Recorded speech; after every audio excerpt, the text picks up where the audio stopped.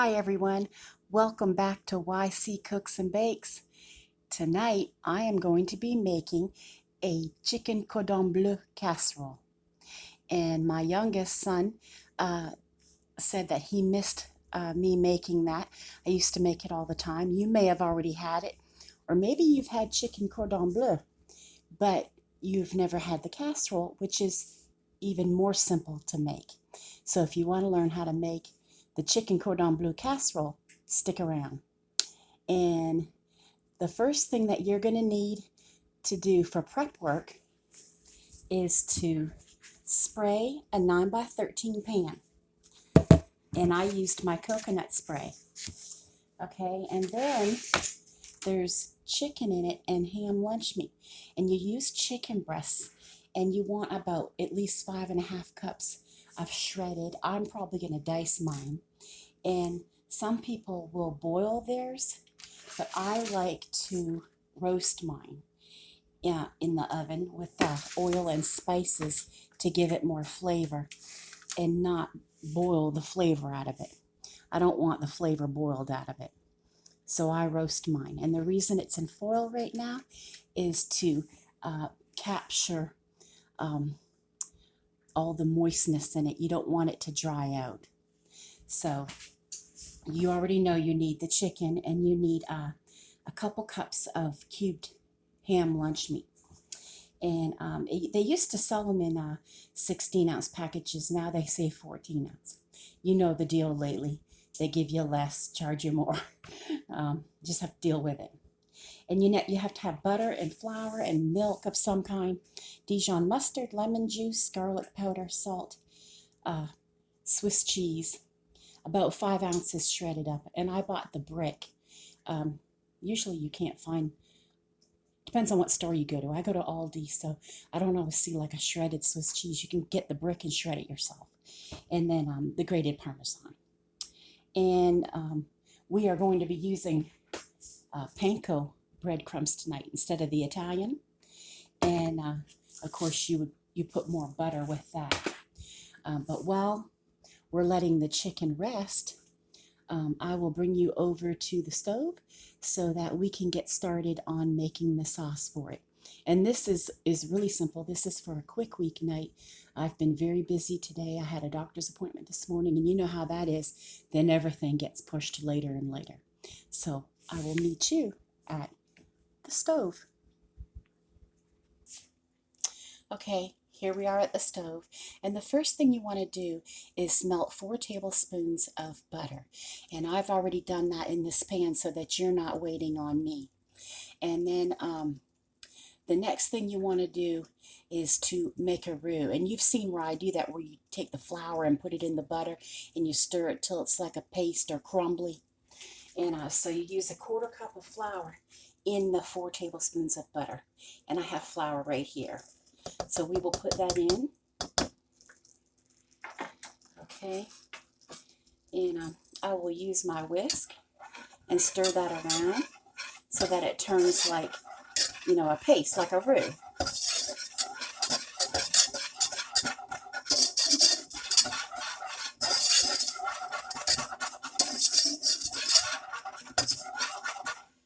So I will let you see what it looks like.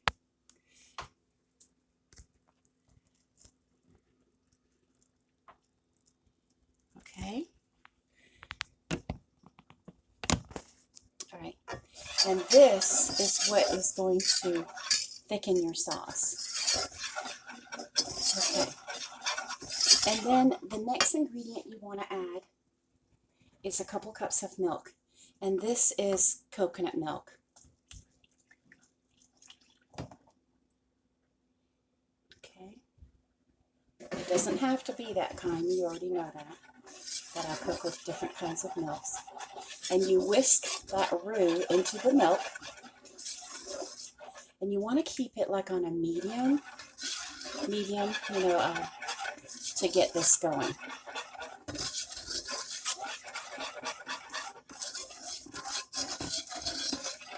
Okay, and then another one of the ingredients is, it's a tablespoon of, I think it's just 1 tablespoon, yes, of the Dijon mustard. I will back you up so you can see this. Like that. This is the one that has white wine in it. Okay. And I will use a tablespoon of this. This is going to give it a beautiful flavor. And because of the way mustard pours, it can be heaping. It's not the end of the world. You see how it's raised above? I mean, come on, you have to pour the mustard somehow, right? Squeeze it out. Okay.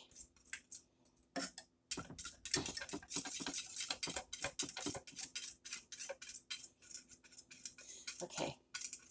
And then, to give it that tang that it needs, you want to give it, add a tablespoon of 100% lemon juice. So we will do that at this time.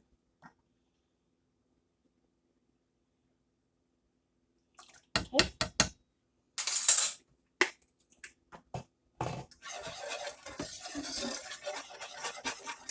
And the next thing that we're going to do, we're going to let this cook for a little tiny bit.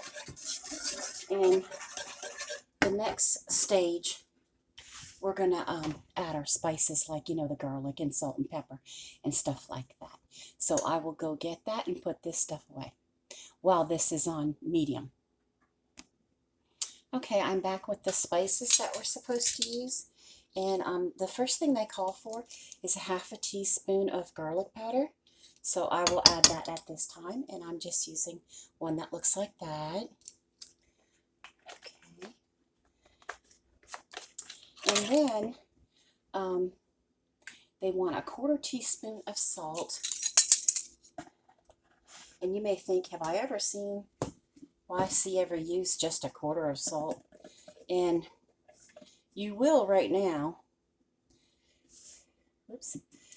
And the reason why so small is because we are going to be adding parmesan after and Swiss cheese. And I also have the chicken seasoned already. So you have to be careful how much sodium you add to it. You don't want this dish to be too salty. You can always add it later. But cheese brings a certain amount of salt. So you do have to be careful about that. And every now and then you want to whisk this so that roux can, you know, work to thicken it into a sauce. Okay. And then you don't have to put black pepper, but I like a certain amount of it put in, you know, because it has the dark specks in it. It's, you know, there is white pepper. I don't buy it, so I just use what I have here on hand. And I have the little peppercorns, so we put it in the pepper grinder.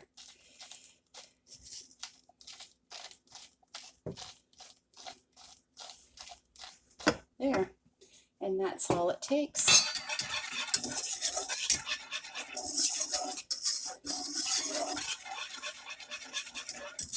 So we can go over what is in this saucepan. And what's in it right now is 4 tablespoons of melted butter, a 1/4 cup of flour, 2 cups of milk, a tablespoon of Dijon mustard, a tablespoon of lemon juice, half a teaspoon of garlic powder, a 1/4 teaspoon of salt, and then just pepper to taste. And once this is a little thick, we will take it off of here. And that's when we add our, you know, Swiss cheese and parmesan. And at that point, I will be meeting you at the counter. So I will get this nice and thick. And I will let you look at it one more time. That's what it looks like. Okay. And I will bring you back at the counter. Hi, we're back at the counter. And I wanted to just show you this chicken before I dice it all up real quick.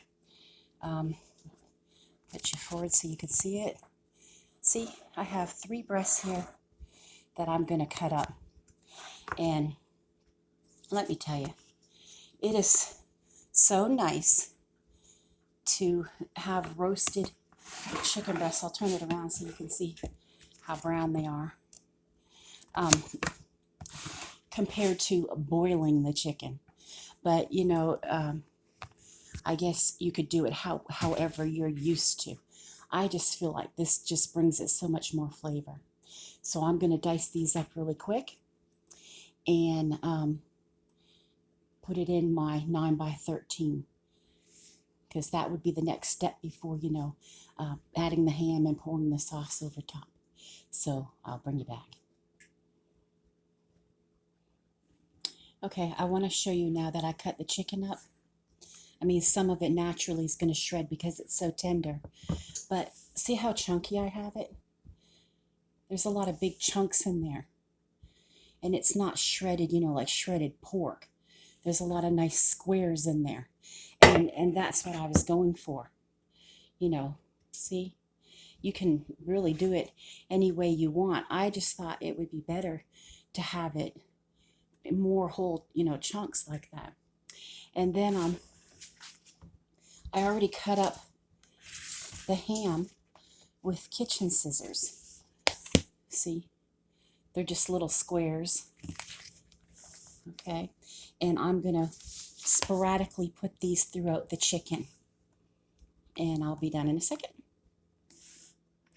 Okay, everyone, I'm back, and you can see the ham now is sporadically put across the chicken, because if you know, if you were doing chicken cordon bleu, the kind that you roll up, like you know, hammer the chicken, you put the lunch meat, you put the ham slice before, you know, putting the cheese and everything and rolling it up. That's how it's done. So your next ingredient was the ham. And now for our sauce, we need to take that pot, I just got it off the stove, and we're going to put in the 5 ounces of, you know, Swiss cheese. I couldn't think of the name Swiss, but Swiss cheese. I'm going to pour this in. And we will whisk it in the really nice warm sauce.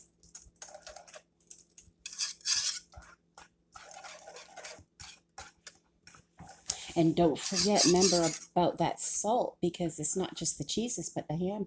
Lunch meat carries a certain amount of salt too.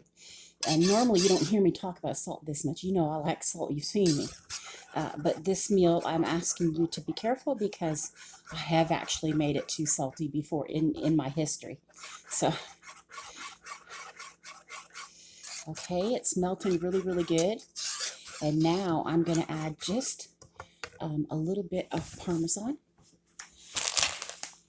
and I'm using this kind, and this comes from Aldi, and it says you could use just a 1/4 cup or more to your taste. By the way, if you have a hard time finding this with the cheeses in Aldi, it's on the shelves above their homemade pizzas, not the frozen pizzas or pizzas in the, you know, the ones that are where the salads are when you first walk in the door, that first aisle. If you look above those, you know, like flatbread pizzas and all that, if you look above in the shelf, that's where these are located. In ours, I'm assuming they might have put them in that spot in other Aldis also. Okay, so I'm going to drop some in.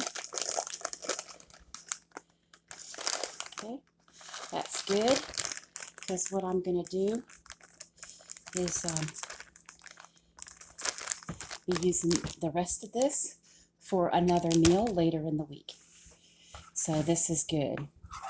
And just like the 3 chicken breasts, in my boneless chicken breasts that I bought, there's 3 more I threw in the freezer, because I'll probably be doing like a chicken parmesan or something, you know, later in the week. So,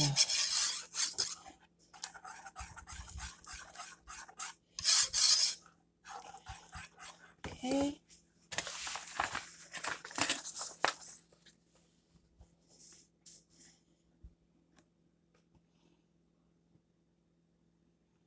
Okay, so we're gonna go ahead and pour this over the ham and the chicken, and I'll kind of bring you forward. I don't know if you'll be able to see it. but I will bring you forward. It's a beautiful sauce. It's a little clumpy, but I'd rather it be like that than break. You know what I mean? You don't want it to break on you. Let me get the little spatula here. It wants to stick to the whisk. Look at that ooey goodness. Oh my. Okay. Yeah, we will bring this where you could see it. And I will.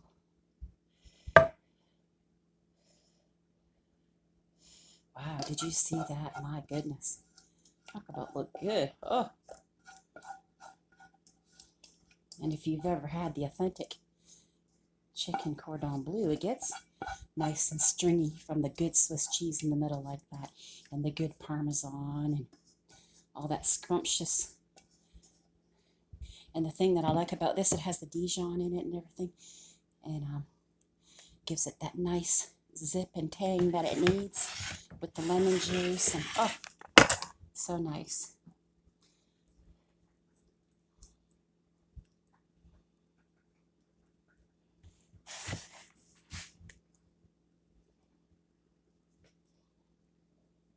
And you just spread this around as best you can.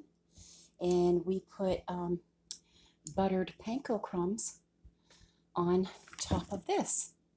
So I will get that ready at this time to show you. Okay, and just so you know, my oven is being preheated to 350 degrees because that's what this is going to bake at. And you use a cup, about a cup of panko crumbs. And you melt a couple of tablespoons of butter. And you blend the butter into the panko crumbs before putting it across your casserole. Okay. And you just kind of, move it around like that to get all the butter throughout the crumbs. So they'll get golden brown and taste really delicious.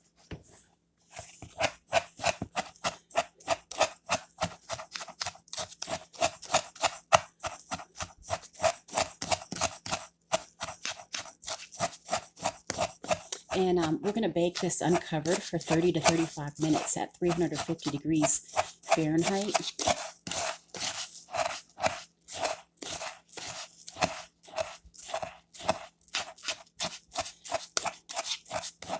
And this is it for this dish. I mean, you can serve it with a salad or broccoli on the side or green beans, whatever you want, or you can have just this.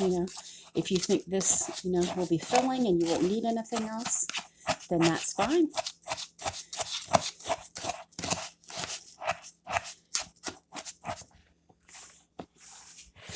So I'm going to go ahead and put the crumbs across the top at this time.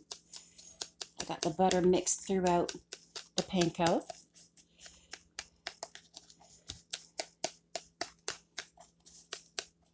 And you may have seen this done a long time ago, and I thought it would be nice to bring it back. We haven't done it in a while, and it's my youngest, one of his favorites. He has a few favorites, I think. He loves cabbage, I know that. He loves cabbage. So he likes cabbage rolls and steamed cabbage and stuff like that. So I think that's his favorite vegetable. And my favorite vegetable is eggplant. Leave in the comments what your favorite vegetable is. Maybe I can do something with it. You never know. You never know. So this is going to be fantastic. Haven't had it in a while. I'm looking forward to it. I may put some broccoli and cauliflower on the side, or sometimes I don't care for cauliflower in certain things, but it doesn't like me either. But I do like broccoli and I like carrots and stuff. But I think eggplant's my favorite vegetable. And that is it. If you want to make it fancy, I'm sure you could put a little bit of, parsley on it or whatever.